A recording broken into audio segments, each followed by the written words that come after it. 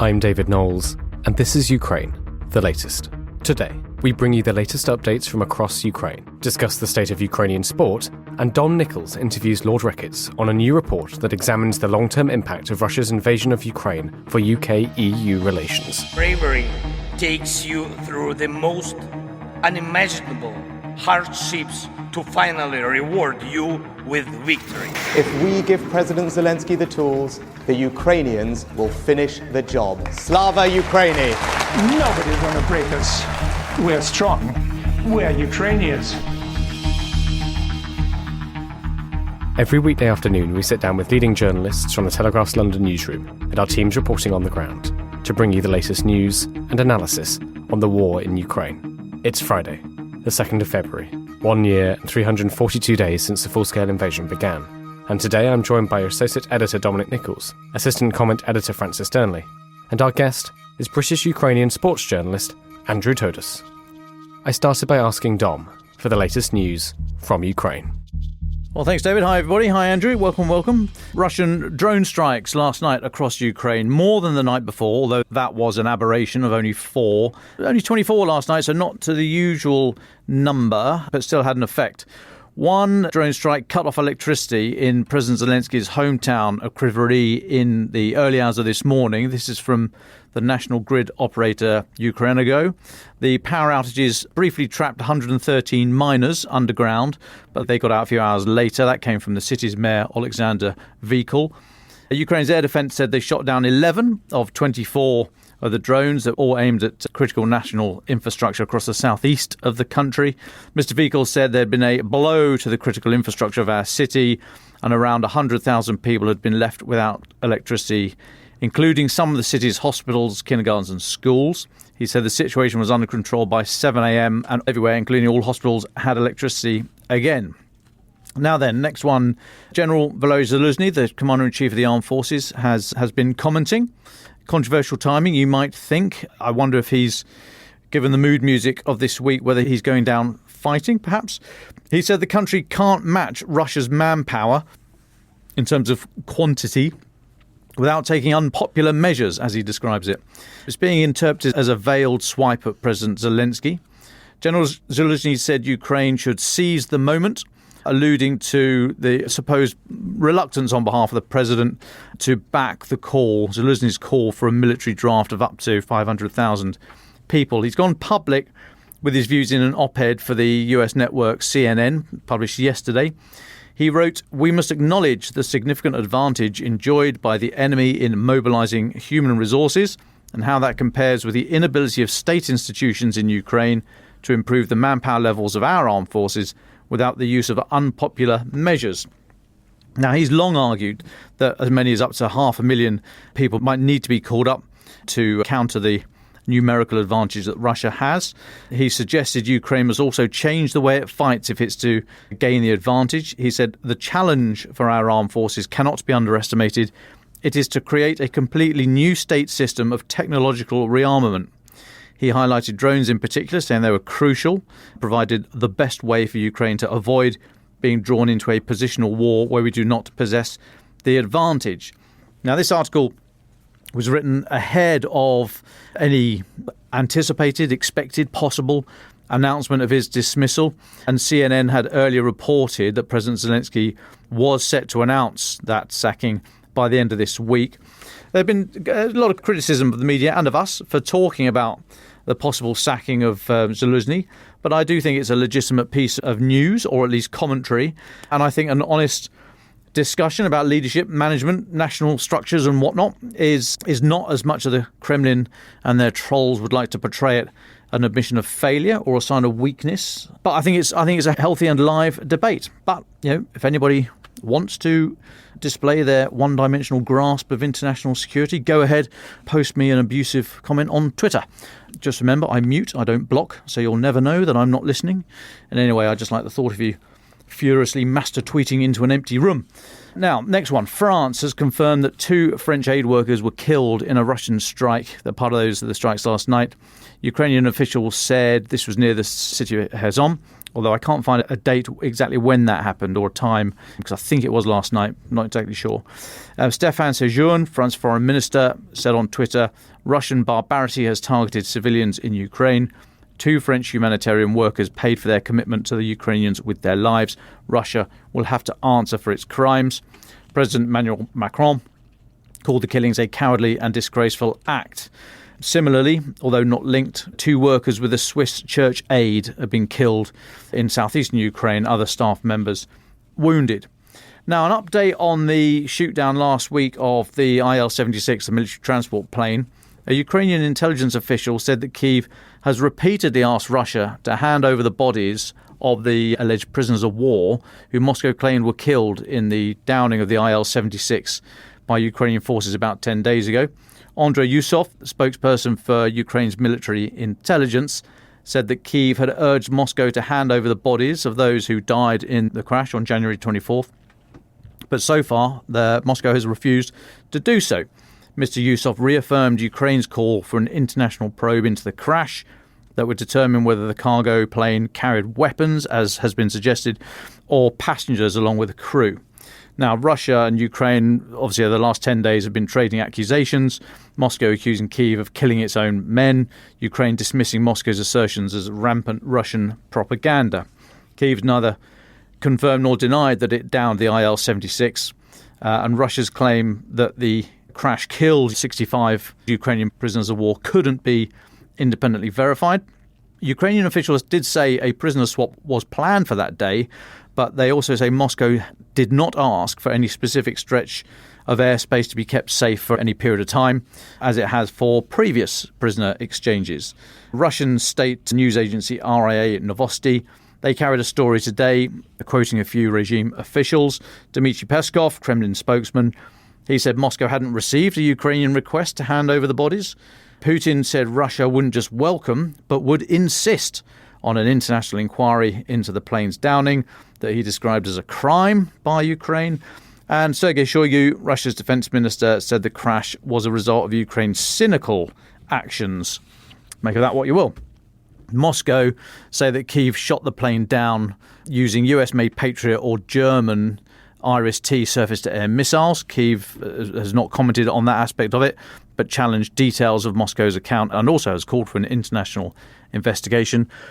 I asked a Western official yesterday about the incident. I was told the missile was fired from Ukrainian territory, but the official I spoke to gave no comment on the type of missile, Patriot or RST.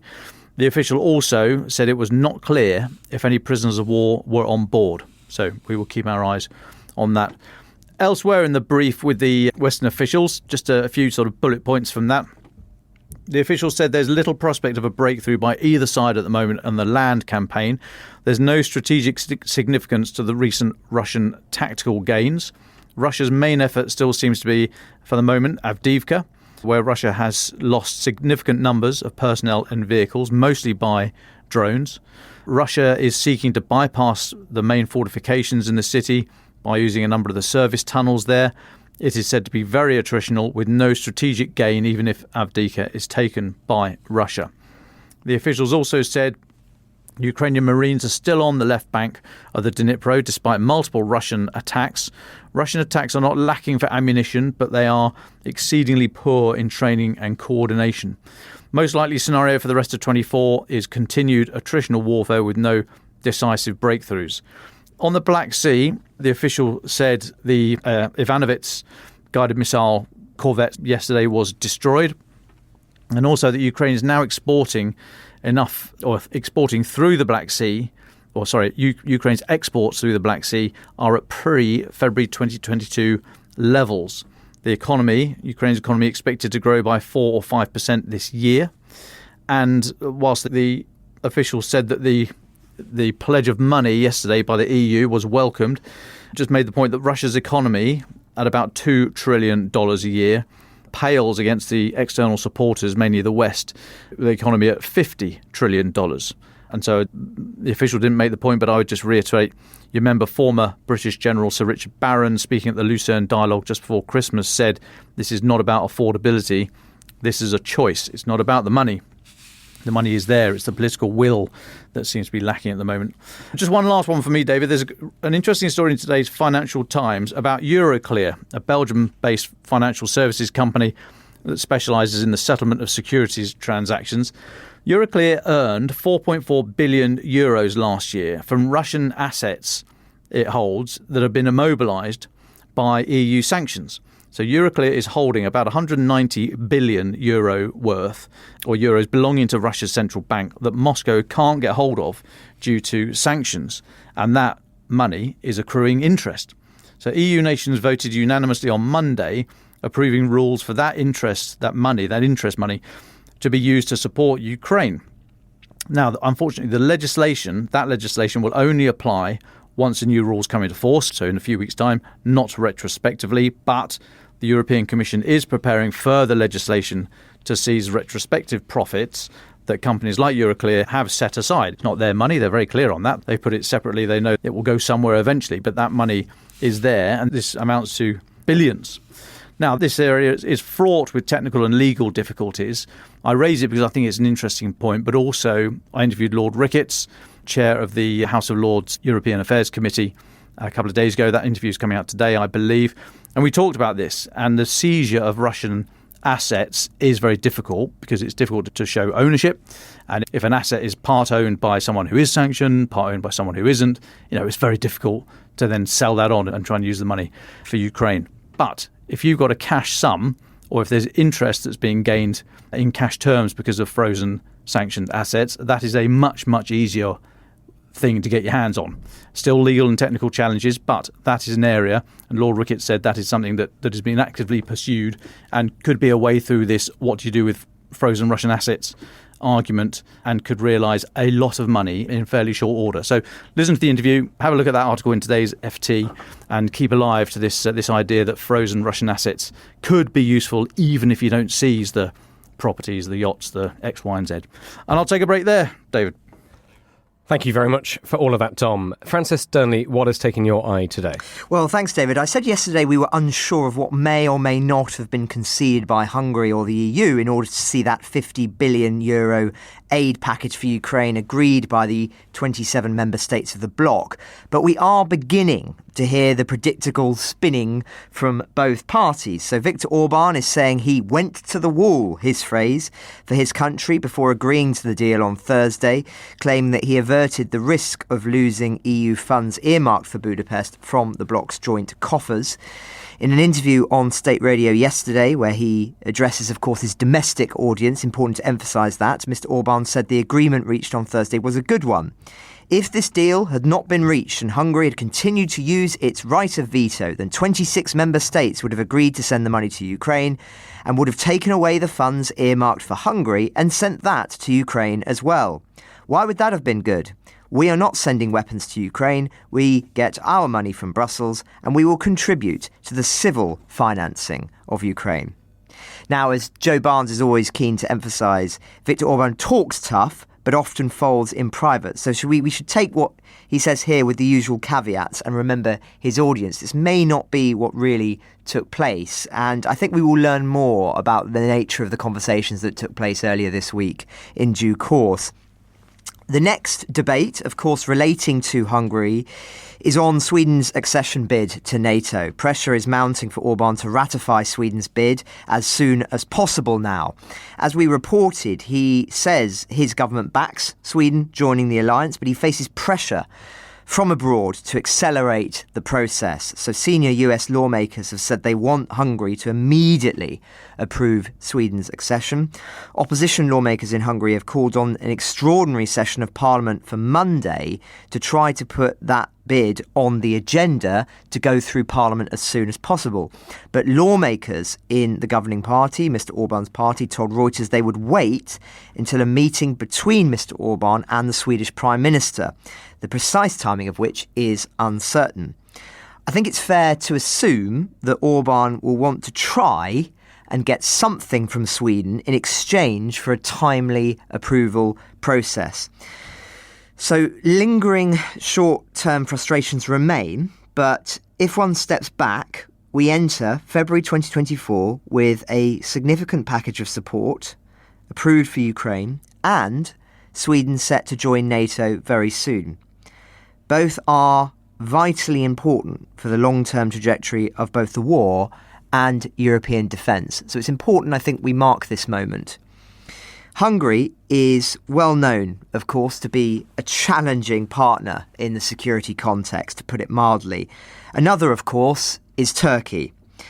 On the plus side, they have just dropped their resistance to Sweden's NATO membership, though Turkey continues to fill their traditional role as a broker between East and West. And we learned today that Putin will discuss the conflict in Ukraine with President Erdogan during his upcoming visit to Turkey. That's coming from RIA news agency citing Dmitry Peskov. He's declined to say when exactly Putin would make that visit, but the Turks have stood him up and said it will take place on February 12th, which is rather embarrassing for Peskov. The RIA have also quoted him as saying Turkey was coming under unprecedented pressure from the Anglo-Saxons, by which they mean the United States and Britain, over its ties with Russia. But that Ankara was preserving its independence. I must say, I do love it when Russian propaganda refers to us as Anglo-Saxons. I think it's meant to be insulting, but to me it conjures an august lineage of noble kings rather than barbarians. Fun fact, 25% of words we use in modern English comes from the Anglo-Saxon language. Did you know that, Dom? I do now. Maybe it's 100% of your everyday use. But anyway, I would point Peskov to visit the British Museum and see the Sutton Hoo exhibit, which includes some of the most impressive metal and jewellery work anywhere in the world, and including the Russian Hermitage. But anyway, I digress. Turning to Russia specifically, we discussed at length last week with James Kilner the fact that the anti-war candidate Boris Nadezhdin was to run against Putin in the election. Well, surprise, surprise, Russia's election commission has just found what they call irregularities in the list of signatories he submitted to back his bid to run against Putin. That's coming from TASS, the news agency, and has been reported as well by Reuters. Now, to stress, nobody expects him to win if he's allowed to run. But he is one of those candidates that would cause Putin potentially some embarrassment, highlighting that there is dissatisfaction within Russia over the war. And as such, it is highly unlikely, many believe, that he will not be allowed to run, or, if he is, that the operation will be seriously hampered. Mr. Nadezhdin needs the Central Election Commission to approve signatories he submitted on Wednesday from more than 100,000 supporters across Russia to get his name on the ballot for the March 15th, 17th election. The Electoral Commission met today, and its deputy chairman said that those voter lists submitted by the candidates contained the names of dead people. But again, we've not been able to independently verify that, and there's been so much speculation that Moscow and the Kremlin will try to do everything possible to stop his name being on the ballot. He's not commented yet, but this is a fast-moving story, so there may well be updates over the course of the day. So if you're interested in this, I recommend listeners keep an eye on our Ukraine Live blog over the afternoon and, of course, the weekend. Well, thank you very much, Francis. Often, sometimes with your slight digressions, one of my eyebrows shoots up, but I too very much enjoy the idea that Russia's imperial designs are being thwarted by people called Ethelwolf and Ethelbert. But let's move on. Andrew Todos, thank you so much for joining us. Andrew, as a British-Ukrainian sports journalist, we first spoke to you a couple of months ago when we looked at the state of Ukrainian football, and we discussed how teams were surviving during the full-scale invasion. We can talk a little bit about that later, I think, because there have been some developments. I know you want to talk about that. But let's start with the new president of the Ukrainian Association of Football. That's the sports governing body in Ukraine. Andriy Shevchenko, a former AC Milan, former Chelsea striker. It's a big moment. Tell us a little bit about him and what his election means for Ukrainian football. Hi there. Thanks for having me on. Yes, so last week I was in Kiev for Andriy Shevchenko's inauguration as the new Ukrainian Association of Football president. He has run unopposed, won 93 of 94 votes, and the one that abstained was himself. So altogether, he is been elected as a result of the fact that his incumbent, Andriy Pavelko, is currently in a pre-trial detention centre on alleged corruption and embezzlement charges. And as a result, that investigation started around November 2022, before Pavelko was actually sent to the pre-trial detention centre without bail back in June of last year. So since then, there have been obviously people in UAF working behind the scenes, but there has not been an official president per se. And it came to the 26th annual Congress that happened last week for changes to be made. Andriy Shevchenko, of course, very close to Volodymyr Zelensky, the Ukraine president. He's an ambassador for United 24, the big charity that the Ukrainian government runs. And similarly, Shevchenko's a very big ambassador in the footballing world and the sporting world. Well, let's move on a little bit then. There's an upcoming UEFA Congress this week. Can you explain what's happening and maybe delve into some of the politics and issues that Shevchenko will have to negotiate? I mean, you mentioned there the return of Russians to international sports. And every day, Francis gives us his take on international diplomacy and politics. But that bleeds into what Shevchenko will have to deal with, no?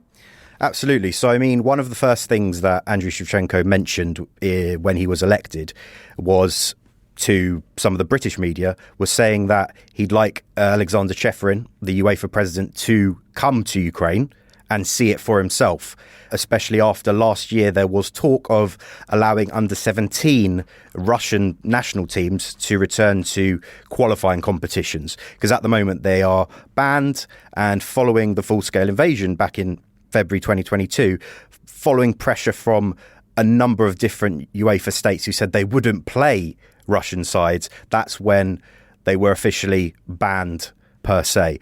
So this is something that I think it will be top of the agenda from Andriy Shevchenko's point of view. It will be his first UEFA Congress. Officially, we haven't seen a message of congratulations from Alexander Cheferin yet, a public one anyway, that sort of says congrats on the new role, because Andriy Pavelko, Shevchenko's predecessor, is actually still an executive committee member of UEFA. So we'll see whether that ends up changing, obviously due to the current judicial process that's going on there. And on top of that, we'll see whether actually Andriy Shevchenko can maybe rally against what's going on there. Because last week, during his speech that Shevchenko made pre-election, he mentioned his good friend Zvonimir Boban, who is a Croatian. He worked in the Croatian FA and was a player before that, but he worked in the Croatian FA during the 90s and early 2000s that helped to reset Croatia after, obviously, the Yugoslav wars and put them on track for the kind of successful period that their country has seen on the international footballing stage. So, ironically, Zvonimir Boban actually resigned last week from a UEFA senior position. I think he was a director of football of some kind there, as a result of the fact that Alexander Cheferin wants to bring in a new law or new statute change where the UEFA president no longer can serve more than 2 terms, which will also be discussed next week. So we're going to be seeing quite a difficult situation, I guess, for Andriy Shevchenko if he wants to get in with the top dogs at UEFA, how he's going to address that particular policy change that obviously the top heads at UEFA want to push for. And then as well as that, challenge UEFA, who have been, I would say, relatively sitting on the fence with regards to the Ukraine question, because just last week, I think Cheferin did a interview with The Guardian, and in there he said that there's currently no pressure on him to return Russia to any particular sporting perspective. And as a result of that, he also said that Serbia, obviously a European nation, a EU hopeful, have agreed to play Russia, the first European national team, to play Russia in a friendly that's going to be coming up this March. So commenting on that, Cheferin actually said it's not under our jurisdiction. Serbia can play against you, me and others in this room. Legally, there is nothing we can do. And no one cares about that match. So he's detracting the importance of actually the symbolic nature that Russia will have in saying, hey, we're playing against a European nation again. Might be this the sort of the backdoor approach for us to come back to European competitions. And if that's the kind of position of obviously the UEFA president, and I understand he has to be diplomatic in his respect as the president of all of the 55 UEFA nations, it's still an issue that it seems that Russia has got a precedent over UAF, for example, especially when there was another interview, I think a couple of weeks ago, where Chefrin says that Israel and Ukraine, who are currently who will be potentially playing in a Euro playoff at the end of March. First, Ukraine have to get for a semi-final against Bosnia, and then they potentially could face Israel in a playoff final to make it to the European Championships in Germany this summer. And Alexander Chefrin mentioned that either of those sides qualifying could actually end up being a security issue or a serious one. And that's, in Ukraine anyway, it's put the game into disrepute that the UEFA president has been saying this ahead of that game, and potentially refereeing decisions and other things might be put into a bigger spotlight given such phrases. So this is certainly something that Andriy Shevchenko is going to have to deal with next week when he goes to Paris, and what kind of relationships he can build with, I guess, UEFA partners. Because another thing that he mentioned during his election speech, and one of the points that he wants to bring to his new tenureship, is to bring in new sponsorships and help Ukraine rebuild in terms of its footballing nature. So it's going to be very interesting how that international cooperation begins, especially against the spotlight of the kind of politicisation of everything that's going on.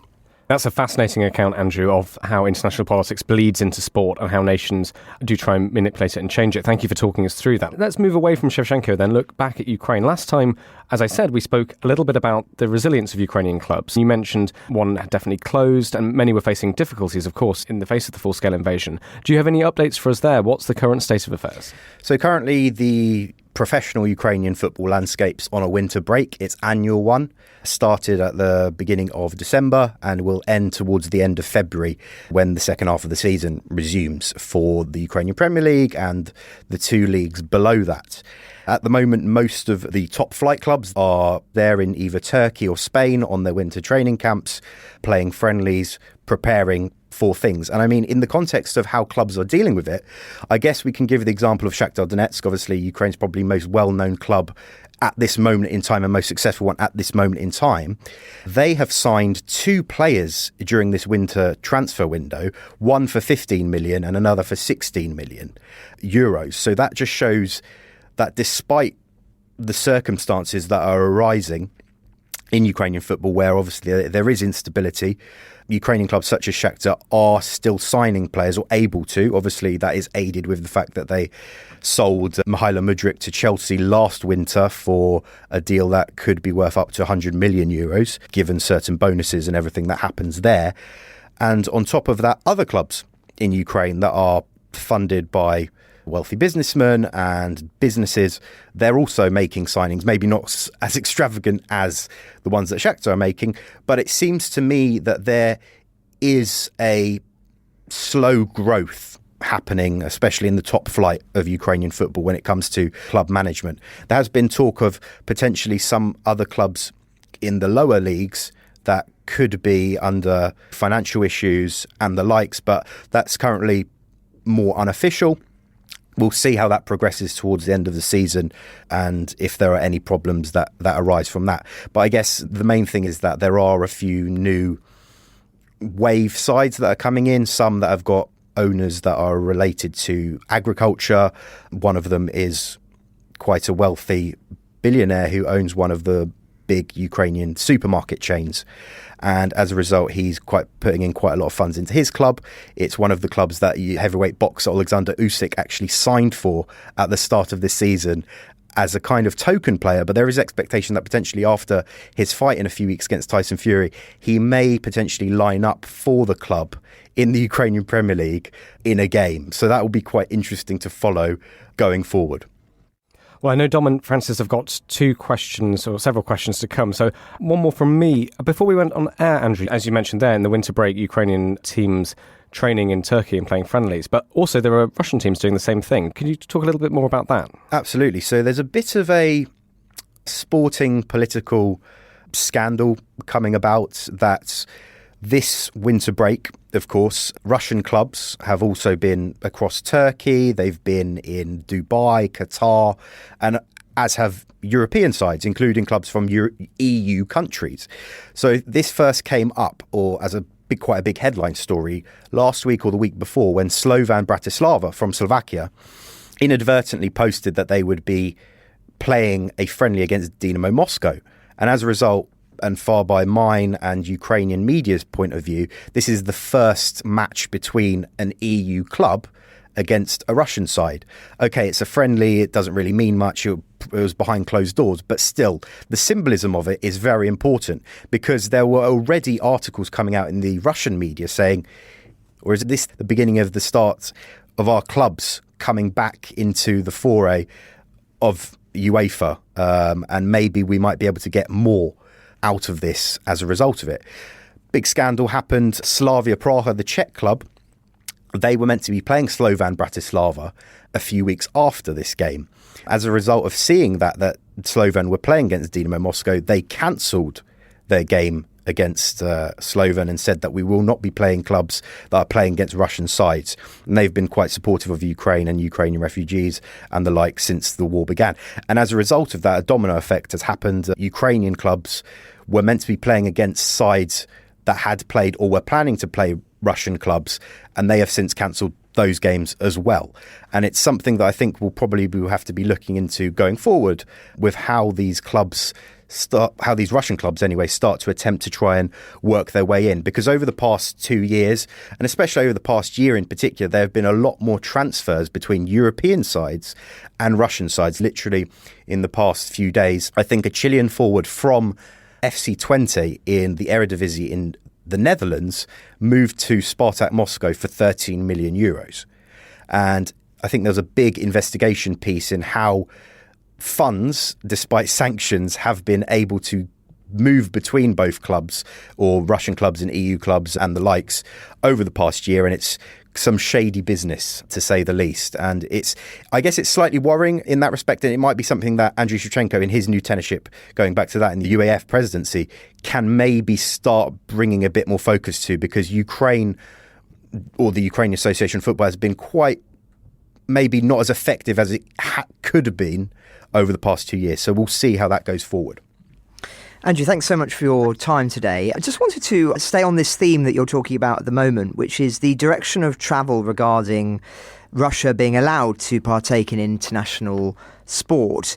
Do you think the ground is shifting at all? Do you think that there is a chance that within a year or 2 years that perhaps countries will begin and institutions will begin to say, well, actually, we've made our point and Russia is allowed back in the fold, as it were? Or do you think there is still a very firm resolve amongst the people that you speak to who say, look, as long as the war is going on and the horrors are being perpetrated by the Russian state, we cannot have them too actively involved in international sport? Just interested in your perspective on that.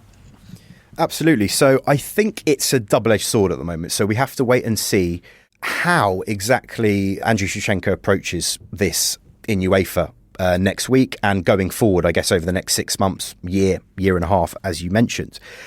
I think there will be a lot of opposition to returning Russian clubs or Russian national teams, 100%. That being from Ukrainian allies, England, Wales, Scotland, Northern Ireland, hopefully, Ireland, as well as Poland, a lot of the Scandinavian sides, the Baltic countries, 100% will be against that. For example, literally just yesterday, I'm pretty sure, Latvia actually officially banned its national teams from playing any Russian or Belarus teams. So that going forward, hopefully we might see it. Of course, I think there will be some lobbying from maybe Russian allies per se, as we've seen Serbia playing them in a friendly in March. That's already a bit of a red flag. And maybe we might see other European sides who class Russia as an ally, or at least close to, playing friendlies or the like in the near future. And yes, it depends on how long this continues in terms of how long that opposition can hold, and whether it might get overruled by UEFA, whether it will start bringing it back, because, like I said, there's a lot of transfers happening. Russians, a few have moved to EU leagues and EU clubs over the past year and a half, despite the context of things. So I think it's never going to be, sadly, a fully closed door. But I'm hoping that it will remain maybe this status quo that we're currently in for the foreseeable. Thanks, Andrew. A couple for me, if I may. I'm just looking to the future, sort of taking Francis's idea there. What are you hearing around the bazaars? And apologies, it's a bit off the grid, but what are you hearing more broadly about things like the Olympics and Russian representation there and Belarusian representation there and kind of sports washing in general? What's the kind of mood music amongst the fraternity? And just finally, you mentioned the Alexander Usyk and Tyson Fury fight coming up. How significant is that going to be for Ukrainian sport, Ukrainian boxing, and who's going to win? Sure. So let's start with the Olympics. I think that's going to be a big issue coming up in the next few months. So we've seen a lot of international sporting federations allow Russians to return and Belarusians to return to competing in competitions and even qualifying tournaments for the Olympics.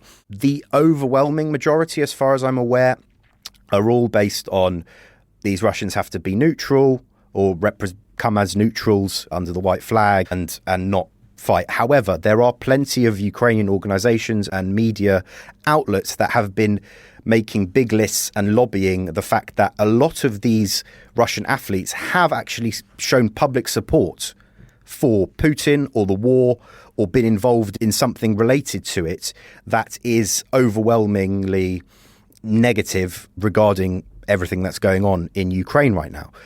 And they're still being allowed to compete or avoiding the subject of allowing it. And this is something that Thomas Bach, the IOC chief for the International Olympic Committee, has been quite open towards in terms of letting Russians in there because he's got a history in fencing. There's a lot of Russian influence in fencing, and he's got quite a lot of allies going on there, obviously, since Sochi and everything that happened back in 2014 and going forward. However, you see the likes of tennis, where it's actually quite prevalent how high level athletes end up winning tournaments or getting quite far in them. For example, Aryna Sabalenka, the Belarusian tennis player, just won the Australian Open. She was a neutral, of course, however, widely celebrated in Belarus. And even after, I think, the final of the men's Australian Open final, we saw Medvedev, the losing finalist, talking about his Russian teammates and the fact that Jannik Sinner, the winner of the Australian Open, beat all of his Russian teammates in the tournament. And they were essentially saying, oh, wow, yeah, he beat the whole Ryder Cup team, all the likes, to a Russian journalist in Russian in that press conference. So it's like neutrality, that white flag, is essentially meaningless in the grand scheme of things. It's no meaningful punishment for anything. And just, I think over the past few days, we've seen a figure skater from the 2021 or 2022 Olympic Games have her medal rescinded and banned for doping, because obviously that is still quite rife in Russian sport. And it just shows that, I guess, the international sporting communities are relatively weak in their responses. Fortunately, I think football is probably, ironically, one of the strongest in terms of their responses at the moment. But it seems that the Olympics could be maybe not a watershed moment, but certainly one where we see these athletes return, and it's going to be maybe not business as usual as much, but sadly there's going to be a lot of problems that resolve around from that, and the Russians will be clawing back as much influence as, or I guess, recognition and visibility as they can, which is unfortunate. And just talking about the Alexander Usyk fight, yes, that's well underway in terms of preparation. He's into his sort of final training camps because the fight's on the 17th of February in Saudi Arabia. I think last week, Tyson Fury, the mind game's already begun. He was taking the mick out of one of Alexander Usyk wearing an earring. And he was wearing that earring because Cossack warriors wear it. And Tyson Fury said something like, oh, I'm never going to lose to someone with an earring in. But I think it's these kind of mind games, it's one of those ones that don't really get into the heads of Ukrainian boxers such as Vladimir Klitschko back in the day, and similar with Alexander Usyk, whose English isn't actually that great, so maybe he won't fully understand all of the hate that Tyson Fury will be starting on. But also there's going to be huge support for Usyk, not just obviously in Ukraine, where I think a lot of people are hoping that he can pull off a historic win, obviously get the first loss on Tyson Fury's record, unify the heavyweight division, and at this moment in time, especially with everything that's going on with the war against Russia, it's vital for visibility for Ukrainian sport to be given this sort of big public platform, if anything, because a lot of people have forgotten that the war's going on, or maybe don't know the latest. And through sport, you can actually access a much bigger audience.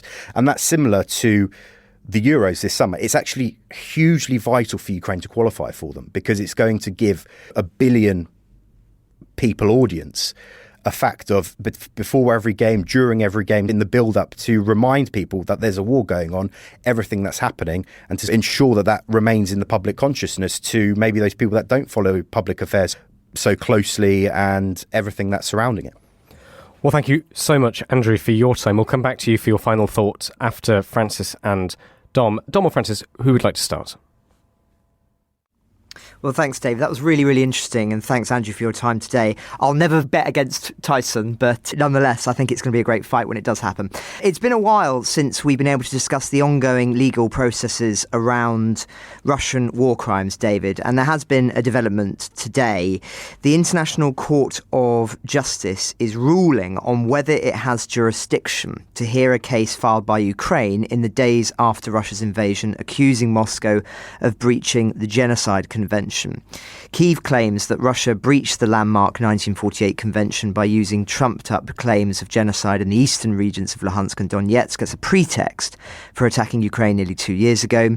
Ukraine also accuses Moscow of planning acts of genocide, a subject we've discussed many times, and indeed the debates around the use of that term. Moscow has naturally rejected the allegations and argued last year that the court should throw out the case before even considering the merits of Kyiv's claims. At hearings in September, the leader of Moscow's legal team called Ukraine's case hopelessly flawed and at odds with the long-standing jurisprudence of this court. In response, the legal representative of Ukraine said Russia's defiance is also an attack on this court's authority. Every missile that Russia fires at our cities, it fires in defiance of this court. Now, for the court to have jurisdiction, Ukraine has to establish that it has a dispute with Russia over the Genocide Convention. As I say, we will hear that today, and so we will probably be having a good chance to talk about it in a little bit more detail next week. We will keep an eye on this. And I know it sounds very legalese, trying to define definitions, and some people get very frustrated about this because they want to get into the detail of what has actually happened and the egregious acts that have been committed. But this really matters because it lays the moral framework in which a lot of the future legal conversations will be had. So an important case, David, and one that I'm no doubt we'll be returning to. Thank you very much, Francis. Dom Nicholls. Yeah, thanks, David. I would point folk to an interesting article in today's Kyiv Independent. You'll see it on their website. The article is titled, "Is it okay to have fun during war? We asked Ukrainians." It's a topic that we've talked about occasionally over the last couple of years, about quite where we sit and are we able to follow the war very closely and also then have our own space, have fun, etc., etc. Where's the moral line on that? Some lines from the article. Marina, a woman who works at the Kharkiv Literary Museum, she said it's okay to experience joy in tough times, especially when you realise that each moment could be your last.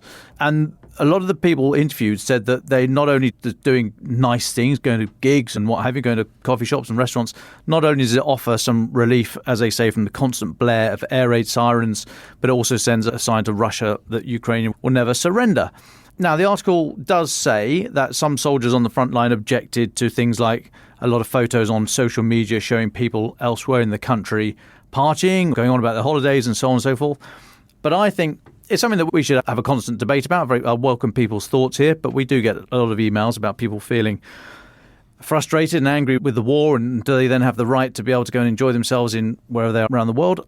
I think if done with sensitivity, it is fine. And I also think it's necessary to find time to have fun, to rest the mind and the soul, and to refuse to be cowed and changed by Putin and his ilk.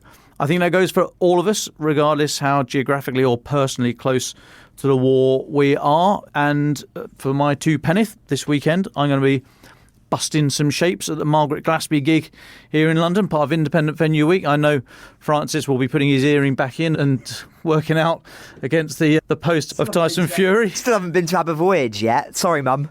But I think it's absolutely fine. And so please do let us know what you're doing to rest your mind and soul in these dark times. Well, thank you very much, Dom and Francis. Francis, I look forward to you debuting your World Wrestling Federation character at some point in the next few months. Andrew, as our guest, would you like the very final words? Yes, thanks very much for having me on. It's been very interesting and listening, obviously, to the updates and everything that's going on.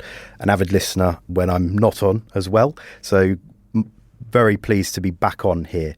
Just one thing, obviously, carrying on from what Dom just said, in that article about the key of independence, is it okay to have fun during war? There is talk of, in the next couple of months, once the Ukrainian Premier League resumes, that football might open its doors again, or stadia anyway, to fans to be allowed back in, because for the past 2 years, they haven't been allowed, obviously due to the fact that there are the dangers of what happens during an air raid, where do people go? And I think there has been talk with the Ministry of Sport, with Ukrainian Association of Football, about allowing at least a small percentage of people to come back in to see football games and offer that respite that we've just been talking about, to forget about the war maybe for 90 minutes or so. And fingers crossed that that does come in and that is obviously safely enacted, and hopefully everything carries on going positively from a sporting perspective. Ukraine can make it to the Euros, and there will be that representation globally to allow people to understand maybe a bit more about what's going on in Ukraine with this war that's going on, that may not follow everything that's happening so closely. Thank you, Dom, Francis and Andrew. Earlier this week, Dom spoke to Lord Ricketts from the UK's House of Lords about the publication of a new report that looks at the long-term impact of the invasion of Ukraine for EU-UK relations. Here's their conversation.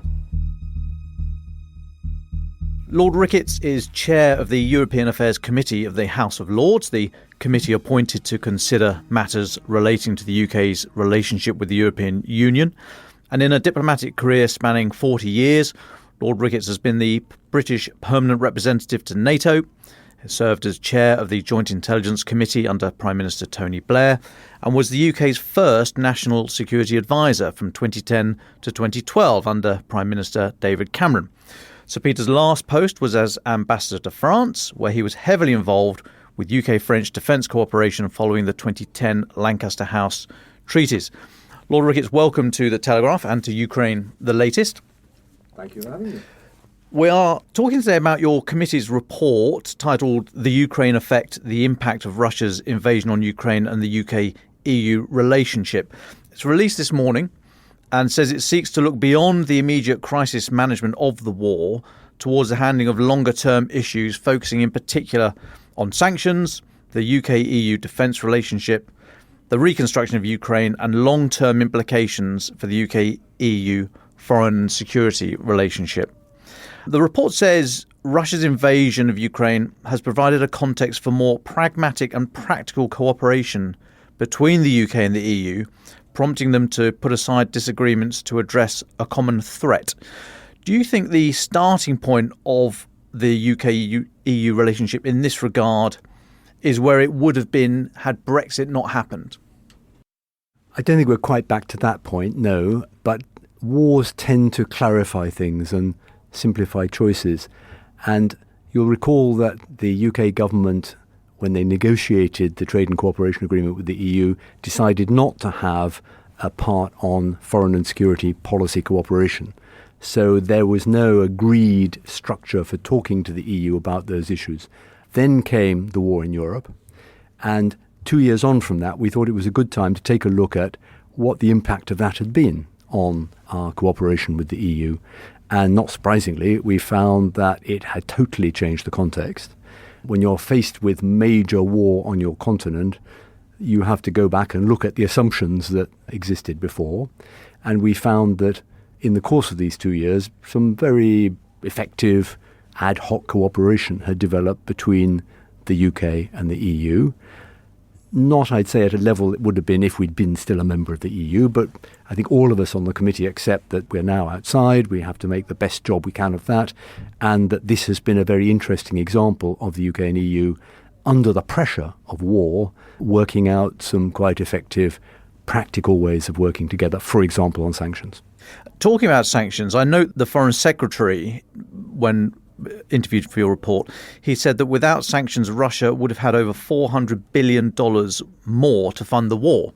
And he said to answer the question of whether it is time not just to freeze the assets, as in Russian assets, and to spend some of the interest, but to spend some of the assets, there is a legal route to doing this. What do you think that legal route is, and what hurdles have to be overcome?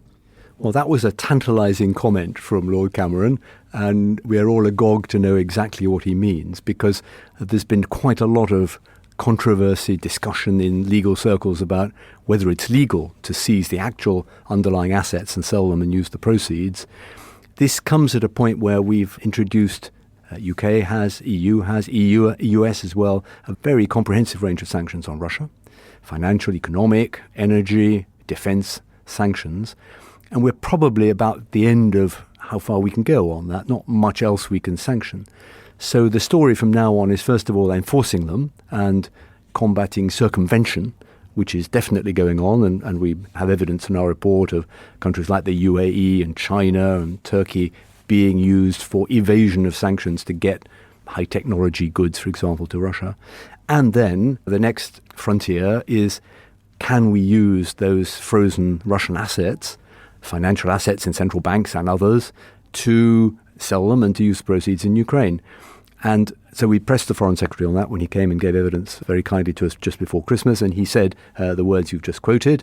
We don't have any more details of what that legal route might be, but it suggested to me that there is active work going on in government to try to overcome the obstacles so that some of these sanctions can be used for the benefit of the people suffering in Ukraine.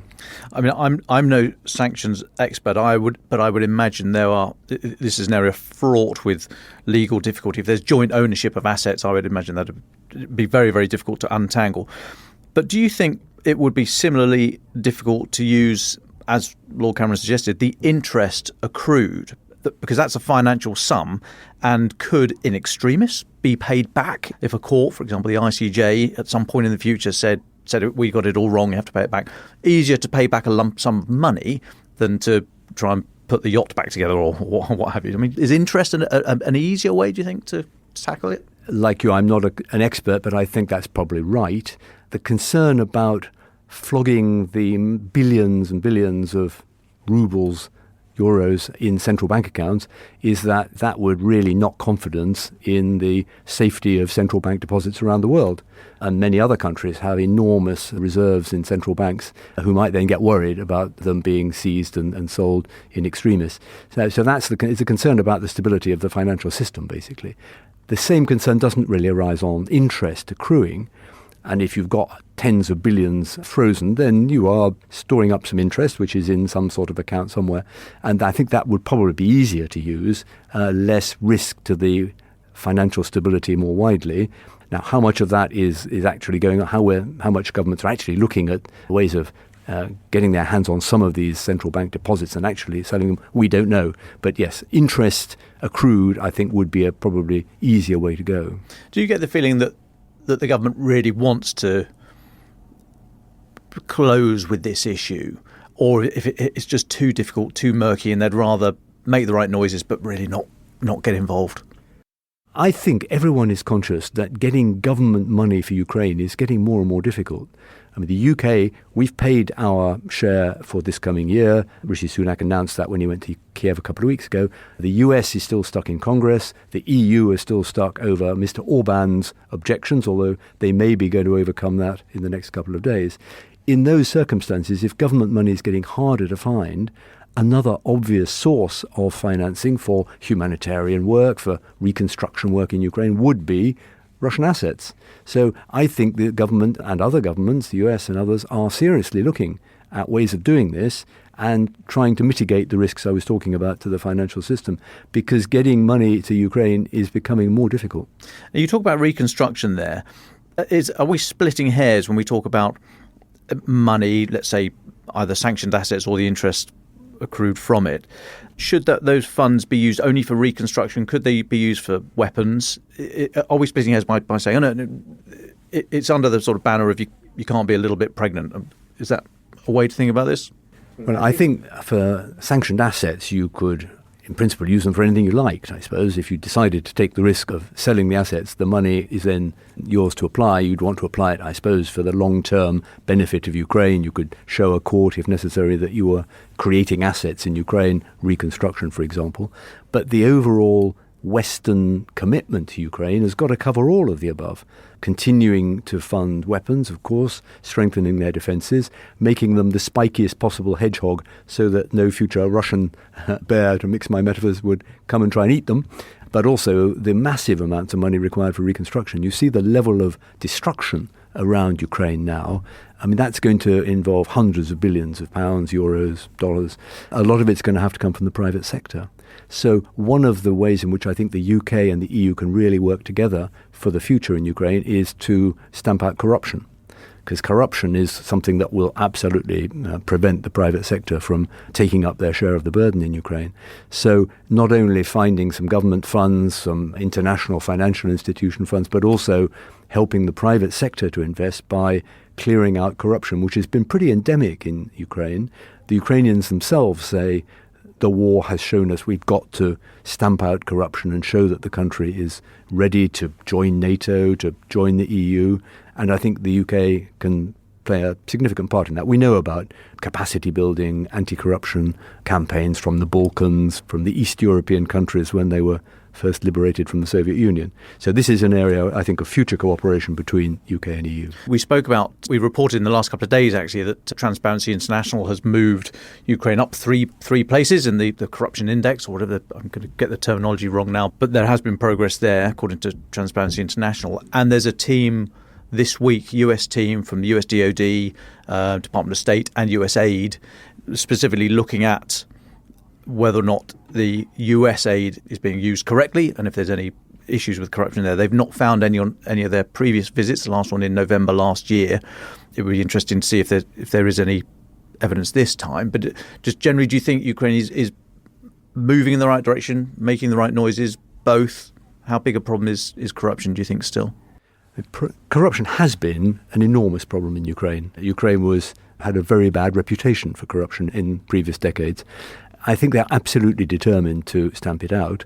We have evidence in our report from a previous finance minister of Ukraine, a lady who was very passionate, spoke very strongly about the importance of showing the world that Ukraine has learned its lesson and moved on from that. And I think in the context of a war, when many, many young people are dying on the front lines, many civilians are being killed in their homes, the idea that some people might be skimming off money, making fortunes out of the war is going to be amazingly unpopular. So I think the pressure from public opinion to show that people are not benefiting from the war, which is costing so many Ukrainian lives, will be very, very strong. And I think the risks to anyone who is trying to take corrupt gains from the war is going to be very great. So I hope all those pressures, together with what I was saying, the international pressure, if you're going to get serious amounts of international money from the US, from the EU, from private donors, you're going to have to convince us all that it's going to be spent properly and not creamed off by oligarchs. I think they know that.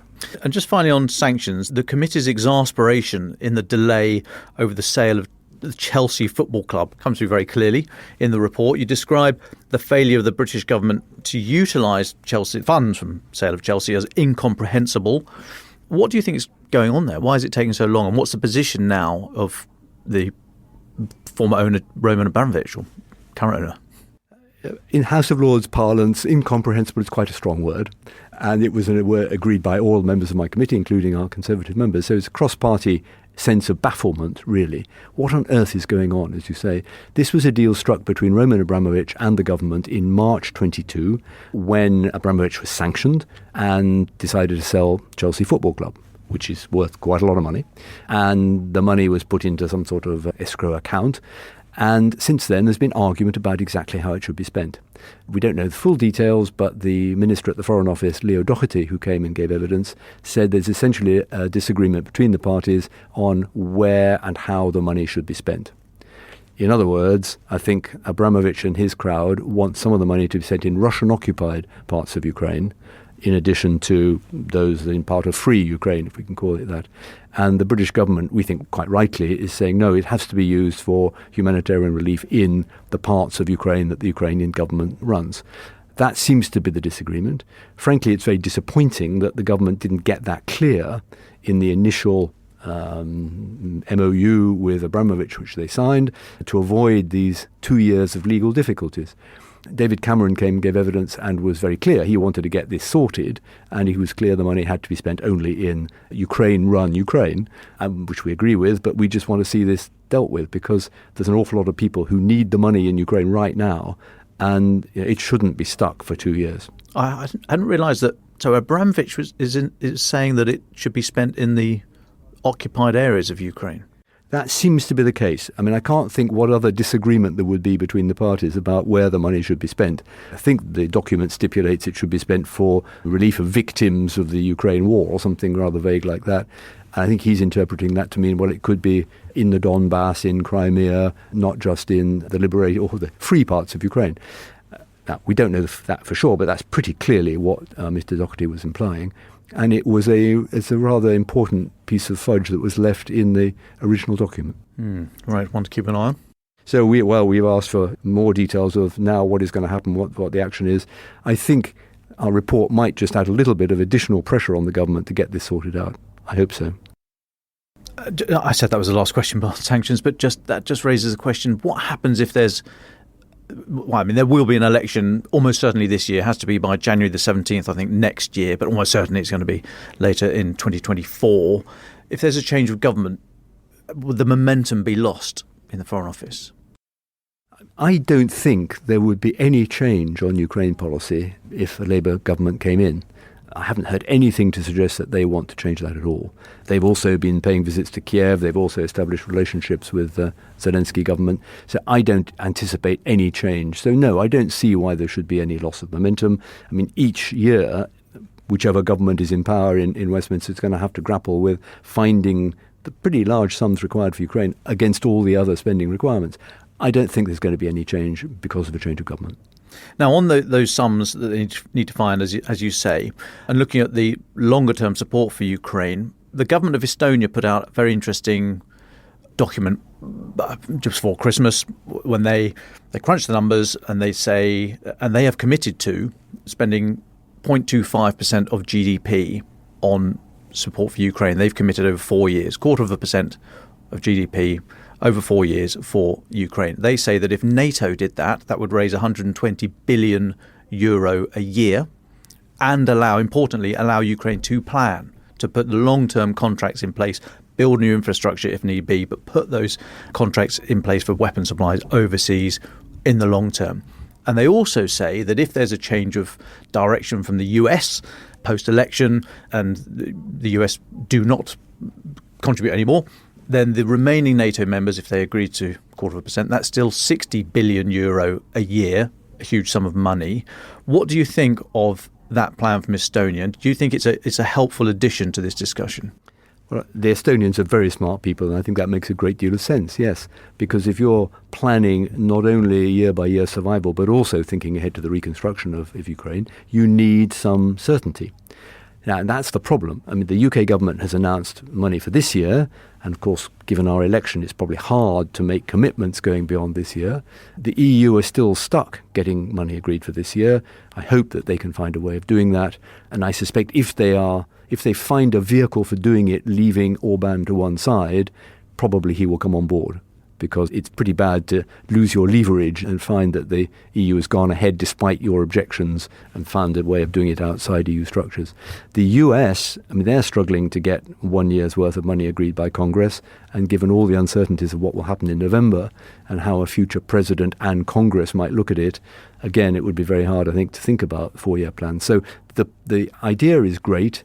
Budgeting over 4 years in the current economic climate in all our countries is difficult. But I would certainly like to see the UK commit multi-year money to Ukraine. Yes, absolutely. And set an example for others in Europe as well. Perhaps when we have a new European Commission, a new European Parliament, then we can come back to that with the Europeans. Ursula von der Leyen herself was very forward-leaning on multi-year commitments for Ukraine. But I think that's got snared up as well in the pre-electoral politics of Europe as well. And does the figure of a quarter of 1 percentage point of GDP, is that the kind of figure that is reasonable? You could expect politicians to have a view on that. It's not so outlandish they can just dismiss the plan as unworkable and unrealistic. Do you think that's the right sort of figure to aim at? It seems to me that's the kind of amount of money we need to be producing, yes. And it's roughly what the EU and US has been producing up to now, more or less. The problem is it comes at the same time as there's a lot of pressure to increase defence spending. And we've heard a lot of calls in this country to push defence spending to 2.5% of GDP. This is adding up to a lot of GDP. That's the trouble, when there's everything else to fix from health and social welfare and the rest. So, but in terms of, is that roughly the right ballpark? Yes, I think it is. And it would be much better if there could be multi-year commitments. I don't see them for the moment. Now, in the report, you say the UK, the EU and its member states should ensure that they are prepared for a scenario in which they may need to take on a greater share of the burden of external military aid to Ukraine. I think you were drawing on all of your decades of diplomatic experience when discussing a potential change of US policy. There's a large orange elephant in the room here. Do you detect any appetite from the British government for such a leadership role that would take if the US took a different view? And do you think there's a willingness from the UK to shoulder more of the burden? Well, I think that's a very good question. Yes, it is a bit diplomatic, but not very. I mean, it's a pretty clear hint that the EU and the UK ought to be thinking together now about what we would all collectively do if Trump arrived in the White House and declared he was going to pull the plug on support for Ukraine, and passively also step back from NATO, go back to the kind of anti-European rhetoric that we heard in his first term. What do we do at that point? I hope that the British government quietly is beginning to think about that. I hope also with European Union countries. They didn't actually say that they were doing that. I suppose that's inevitable given the politics. But we want to begin to get into the kind of public discussion, the idea that contingency planning now with our European colleagues who have the same outlook on the world, would very much be in the same position if Trump arrived in the White House. That would be worth doing. The European Union is very fond of talking about strategic autonomy, i.e. we should be able to stand on our own feet, make our own decisions about policy with China or technology, whatever. And strategic autonomy will take on a sharper relevance if Trump, future US administration, is increasing the dividing lines between the US and Europe. And in that debate, the UK needs to have a place, have a voice, be talking to our EU counterparts. So I can't confirm to you that it's going on, but that was the purpose of putting this on the table. It's just being honest. We can't replace the Americans in what they've done for Ukraine, either in the financial contribution or especially in the military. But if they pulled back, the European Union and the Brits would have to do everything we could. The report talks about interim security guarantees for Ukraine. What form do you think they should take? Sure, obviously, Article 5 is the biggie here, but what form do you think interim security guarantees should take? Yeah, Article 5 of NATO is the gold standard because that is the collective security guarantee, and it comes with the NATO military infrastructure as the command structure, the planning structure. There is something real standing behind the words on the page. The UK has already agreed a security partnership with Ukraine, which is a kind of interim measure. It's not a full, we will come to your defence if you're attacked again commitment. It's a, we will arm you and support you and work with you to make you as strong as we can kind of commitment. So it's not a substitute for joining NATO. It couldn't be. But I think that's the sort of way that other countries should go, US in particular, other European countries. They should be giving commitments to Ukraine that we will stand with you and work with you to get you into NATO, which then in a way supplants that and gives them the full treaty-backed guarantee and the US military umbrella that comes with it. Looking at the wider world, if I may, there's a lot going on at the moment. I shudder to open the inbox each day for fear of some other hotspot exploding. China, Gaza, the Red Sea, Syria, climate and demographic change, AI. How do you assess the capability and posture of the UK's security apparatus as a whole? Can I just make one comment about dealing with the EU on that, which we thought about? As I mentioned at the beginning, we've had a good ad hoc cooperation with the EU on this intensive crisis of Ukraine. We would like to see that entrenched in more regular working arrangements with the EU across exactly the kind of range of issues that you're talking about. The longer-term, deep-seated threats and risks that the UK and European countries face together, as we're similar-sized countries in the same part of the world. So we would like to see that, and as part of that, of course, UK could be a major contributor, because here we have the National Security Council. I think we're quite well joined up as a government in thinking about this range of threats. They're all national security threats now, whether they are hard power threats, military attack, terrorism, cyber attack, or the soft power, the more economic threats, technology threats, climate change, energy shortages, and all those things. They all need to be seen together. And I think the UK is quite well tooled up to do that. And I would like to see a regular, systematic discussion with the EU and European countries about that whole range of issues, because in the end, the UK alone can't do much. It can convene meetings, it can advocate, but it can't set norms and rules. There you have to be working with a much bigger group of like-minded countries. That's the value of talking to the EU and also to the US about all these things. I think you've been cribbing my notes here, because my next question is, is the UK now a soft power nation? We have great convening power, but do you think Britain is no longer able to directly influence world events? Well, we're more than a soft power nation, honestly. We have taken a leading role in defence support for Ukraine, certainly the leading European country. We were fast out of the marks on that. We've sustained it. We've given them weapons. We've given them support, a lot of training. The British Armed Forces are very well respected in Europe and around the world. If you go to the north of Europe, to the Scandinavian, Baltic countries, we have a cooperation there going on called the JEF, the Joint Expeditionary Force, which is the UK as the mothership where the smaller militaries can dock in to a pretty intense cooperation, and they think that's absolutely great. So if you go to Helsinki or Stockholm or Estonia, you will have very warm words about the UK's hard power role in the north of Europe, traditional hunting ground for us in NATO. So we are both. We shouldn't underestimate our hard power. We shouldn't overestimate it either. I mean, we couldn't fight a high-intensity war on our own these days, nor would we expect to. And we are focusing more back on Europe again, Indo-Pacific, the attractions of Indo-Pacific diplomacy and sending the aircraft carrier and so on. I can understand those attractions, but the hard core of UK national security is in Europe. All that said, we are good as a nation at diplomacy. I say that as a 40-year diplomat, so you have to aim off a bit, at understanding other countries, convening them, coming up with ideas, helping to craft agreements and compromises with other countries, holding international conferences in the UK. We're due to hold one so-called European political community here the first half of this year, 44 European countries.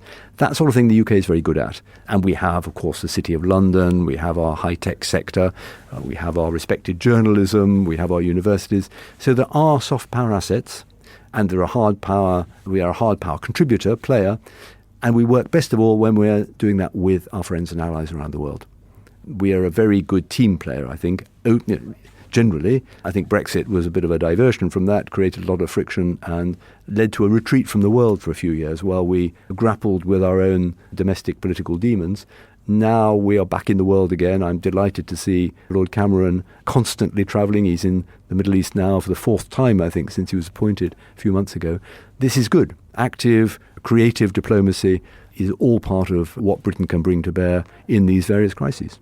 And I note last week, I think, General Sir Patrick Sanders, Chief of the General Staff, head of the British Army, he gave a speech where he talked about, he was broadening out the definition, if you like, of national security and saying that we need to be, well, he didn't say it directly, but a bit more sort of Baltic, Scandinavian, this view that society has a much greater role to play in national security. Do you think that those ideas land well in Britain? We don't have conscription for the army, and there's not such an easy docking between civil society and the harder edge of security. Do you think we understand what this means, and General Sanders' comments were helpful?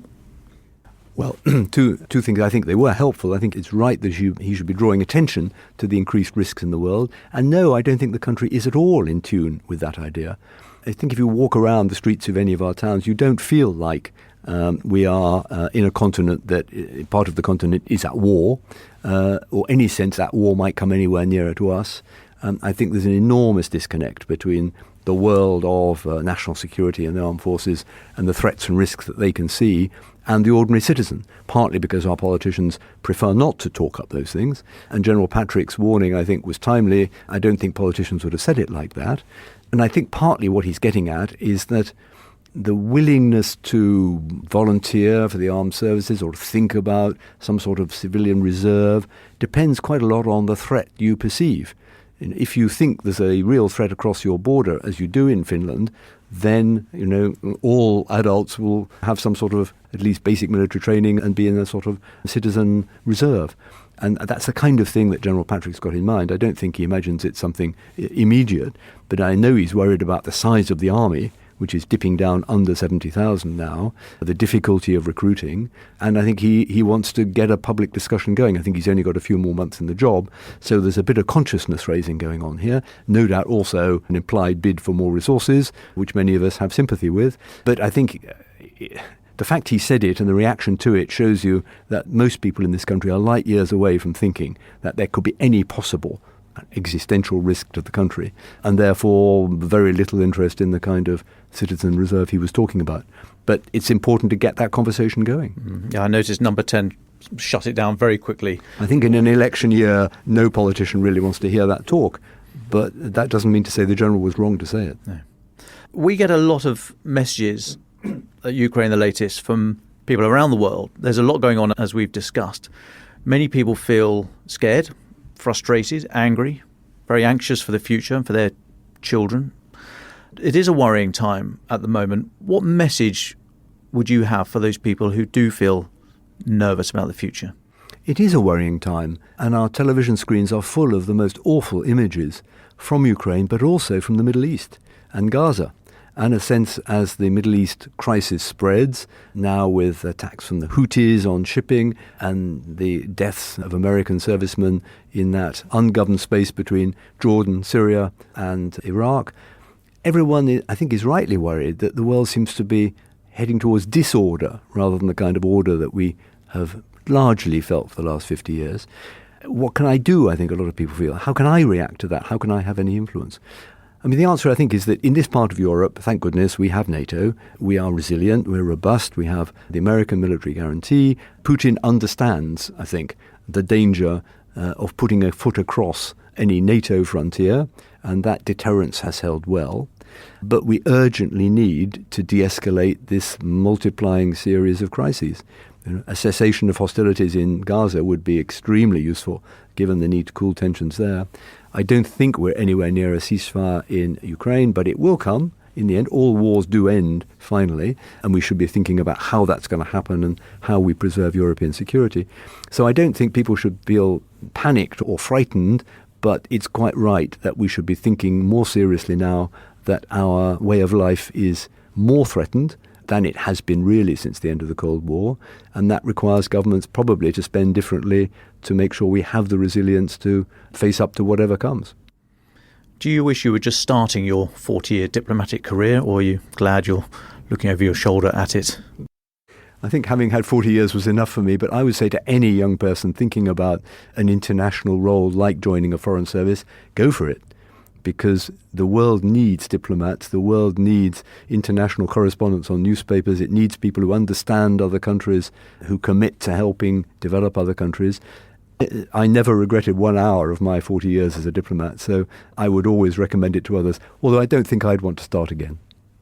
Lord Ricketts, thank you so much for talking to Ukraine the Latest. Thank you. Ukraine the Latest is an original podcast from The Telegraph. To stay on top of all of our Ukraine news, analysis and dispatches from the ground, subscribe to The Telegraph. You can get your first 3 months for just £1 at www.telegraph.co.uk/Ukraine the Latest. Or sign up to Dispatches, our Ukraine newsletter, which brings stories from our award-winning foreign correspondents straight to your inbox.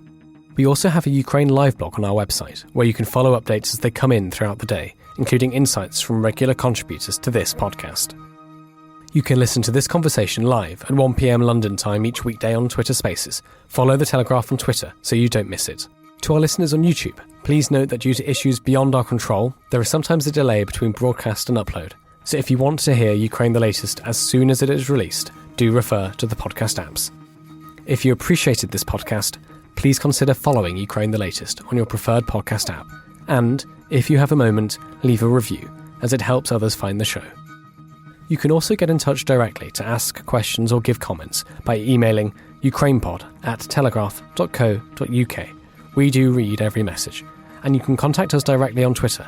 You can find our Twitter handles in the description for this episode. As ever, we are especially interested to hear where you are listening from around the world. Ukraine the Latest was produced by Rachel Porter, and the executive producers are David Knowles and Louisa Wells.